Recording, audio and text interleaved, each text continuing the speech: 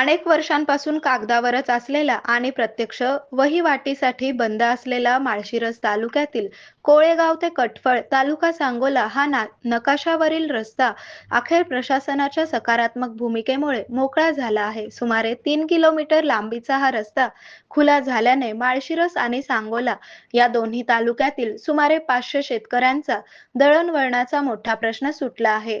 अकलूजच्या उपविभागीय अधिकारी विजया पांगरकर यांच्या मार्गदर्शनाखाली आणि माळशिरसचे तहसीलदार सुरेश शेजूळ यांच्या आदेशानुसार ही धडक कारवाई करण्यात आली. विशेष म्हणजे हा रस्ता मार्गी लावण्यासाठी तहसीलदार शेजूळ यांनी स्वतः 2 वेळा प्रत्यक्ष स्थळाला भेट देऊन शेतकऱ्यांशी संवाद साधला व सामंजस्याने मार्ग काढला.